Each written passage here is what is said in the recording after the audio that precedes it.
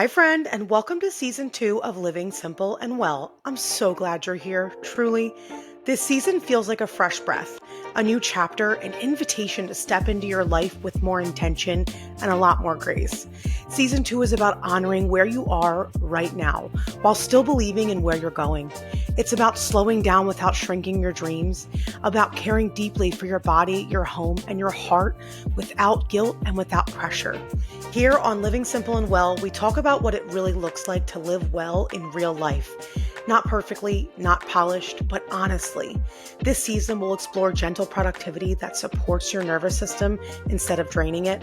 We'll talk about wellness rooted in self-respect, not shame, about creating a life that feels calm and meaningful while still allowing space for passion, purpose, and income.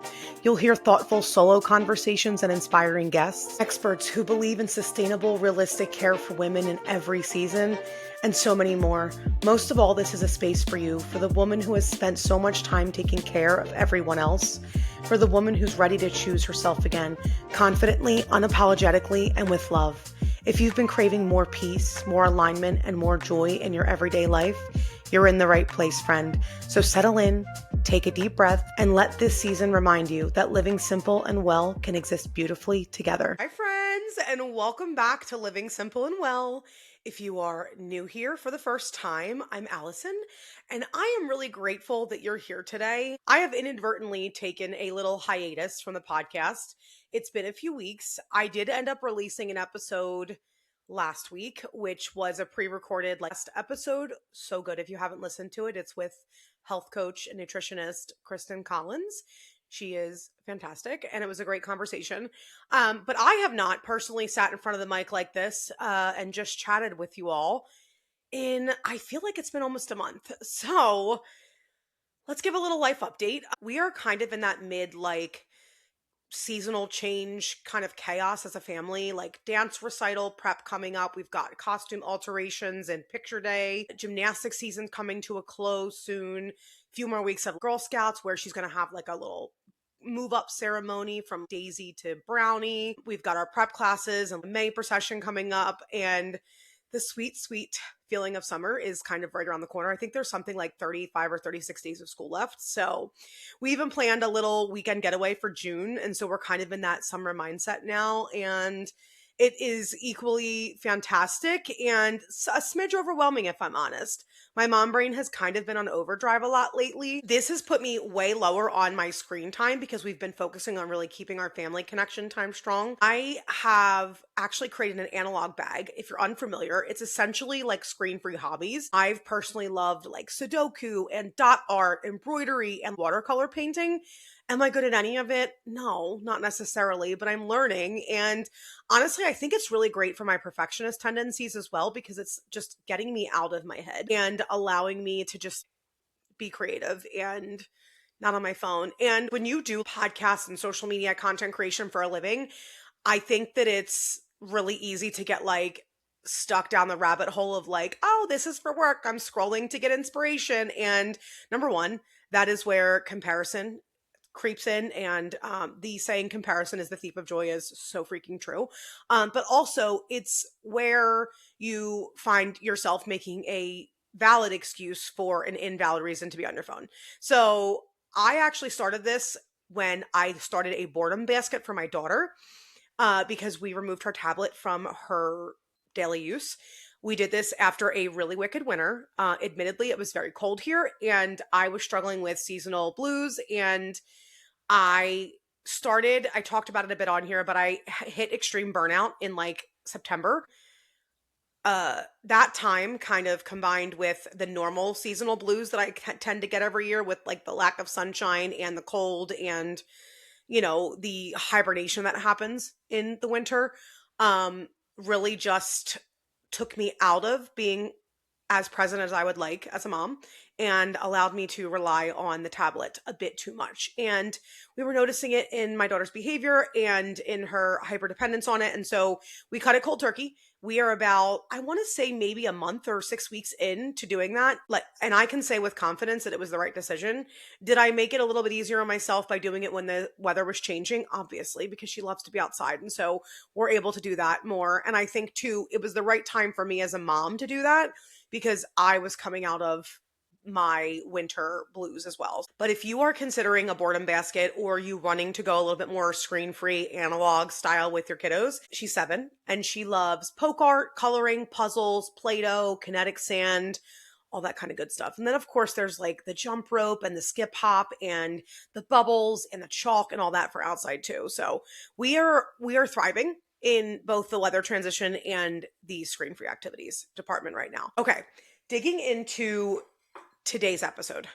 I am, admittedly, this is a bit of a personal one, a little vulnerable if I'm being honest. I want to talk about something that I don't hear enough people say out loud. And that's what it actually feels like when your body is changing, but your confidence hasn't quite caught up yet. We hear so much about before and afters. We see the transformations. I've shared my own. We look at the progress photos and the celebrations, but no one really talks about that in between, kind of that messy middle, I like to call it, where you're adjusting to your new physical body. You're feeling great, and then the clothes start to fit a little bit different. You realize you have no jeans that fit anymore, or you need to buy a new dress for every occasion because you're a solid 3 sizes smaller than you were this time last year. The part where your body is smaller, but somehow you feel more aware of it than ever. The part where you thought you'd feel more confident by now, but instead you just feel unfamiliar. And that's what I'd like to sit in together today. I had this moment recently, maybe you've had one like this too. I was standing in my bedroom during that shift between seasons, a full-length mirror placed squarely in front of me. I had shopped for the cute skirts, the matching sports bra and biker short sets with the confidence mentally that I was now in a size where I could have options and buy the cute things for myself. I was the girl wearing the largest size sold in some stores and flat out not able to shop at others. So to say I was feeling myself would actually be an understatement. I hate trying things on. I always have and I always will. So I brought it all home, washed it up, and then on the hottest day here so far, I tried the first outfit on. You know when the weather changes just enough that you can't keep wearing the same safe things anymore?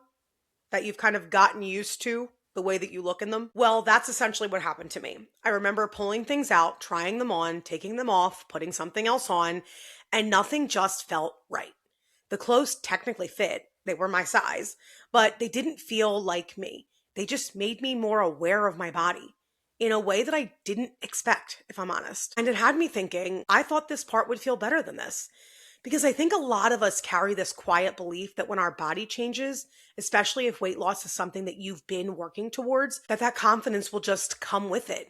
Like it's part of the package. Like when I get there, I'll feel better. I'll feel more comfortable. I'll feel more like myself. But what happens when you get there or you're getting closer and you don't feel that way?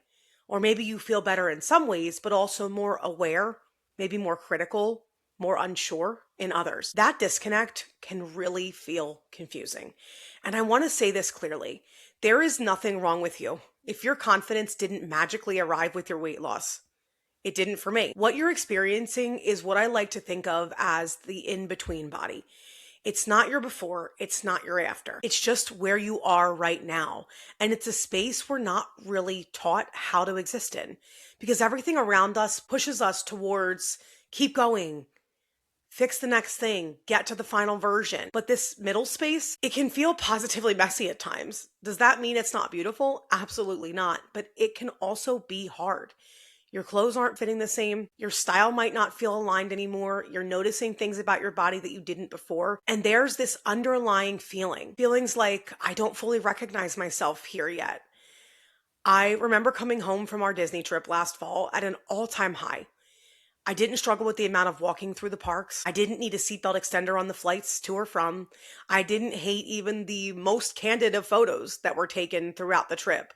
I am still in awe daily of the body that I am physically in and feel astronomically better than I did 154 pounds ago. And I think this is the deeper layer that doesn't get talked about enough. This isn't just about your body changing. It's about your identity changing. I have lost nearly half of my body weight. Most of that coming off in the last year alone. The version of you that wore those old clothes moved through the world in a certain way, had certain habits, patterns, even comfort zones.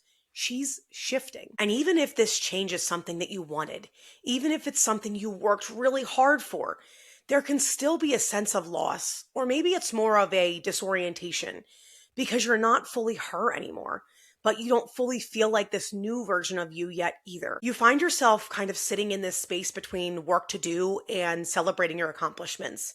You find yourself having days where you can't believe how far you've come, and days where you're frustrated by your lack of understanding of that same physical body you're proud of. The physical body is a beautiful thing in any way, shape, or form. If you treat it well, you will feel better about yourself.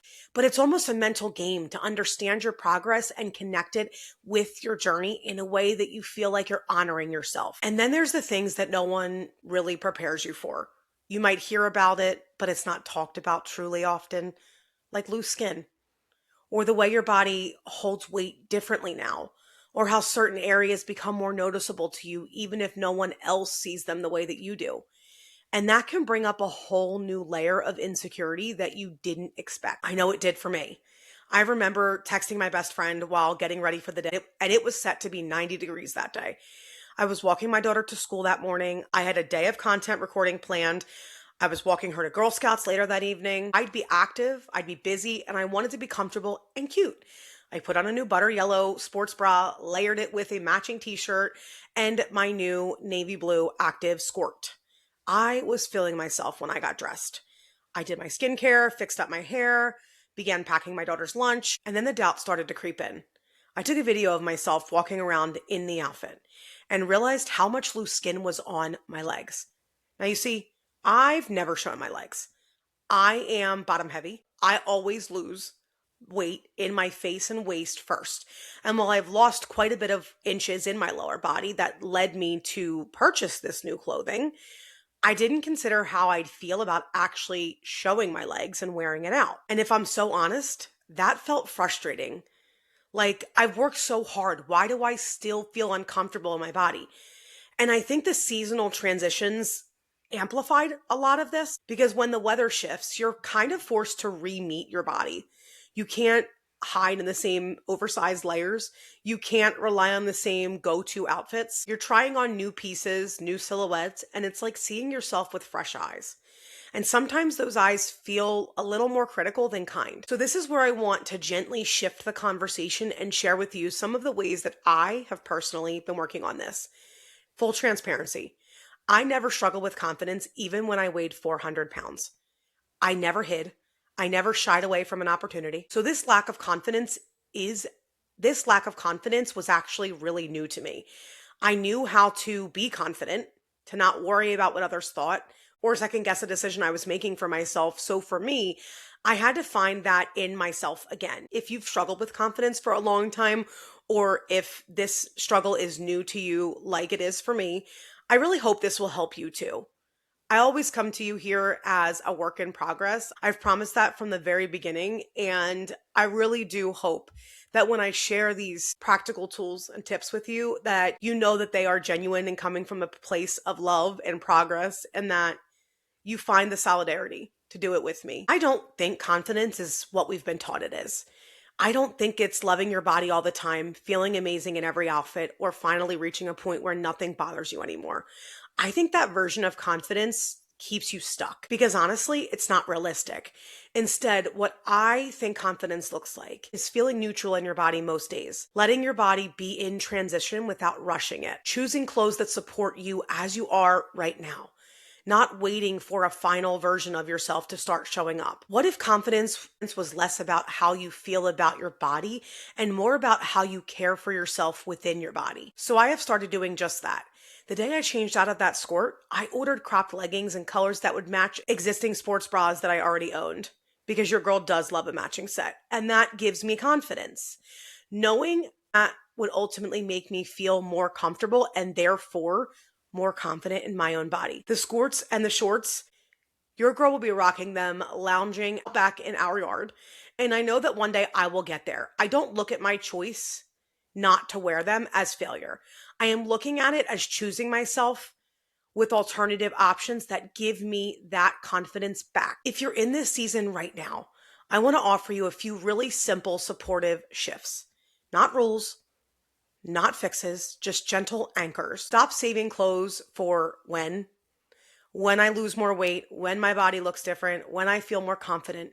You deserve to feel comfortable and supported in your clothes now. Choose what makes you feel good. I want you to build a small right now wardrobe, not a full overhaul, no pressure to figure out your style overnight, just a few pieces that fit your current body today that you feel good in, that make you feel good in your skin and make getting dressed easier, not harder. I want you to practice mirror neutrality. This was admittedly a hard one for me. You don't have to love everything you see, but you can learn to look at yourself without immediately criticizing. Even just, this is my body today, and that's enough. And lastly, please give yourself a seasonal reset, not just your closet, but your mindset. Let this be a moment where you say, I'm allowed to meet myself where I am, not where I think I should be. If you take anything from this episode today, friend, let it be this. You're allowed to feel proud of your progress and still feel unfamiliar in your body. You're allowed to be growing and still have moments of insecurity. You're allowed to be in between, in that messy middle. There is nothing wrong with this season you're in. You're not behind and you're not doing it wrong. You're just in the process of becoming someone new, and that takes time to feel like home. Thank you, friends, as always, for letting me be here with you today and for allowing me to open up, to be vulnerable, and share my journey and connect with all of you. If this episode resonated with you, I would love it if you would share it with a friend or even just take a moment to reflect on what part of your journey you're in right now. If you feel inclined, I'd love it if you'd rate the podcast. It helps the show grow in a way where we can connect with new friends to spread the love. Until next week, friends, keep living simple and well. Bye for now.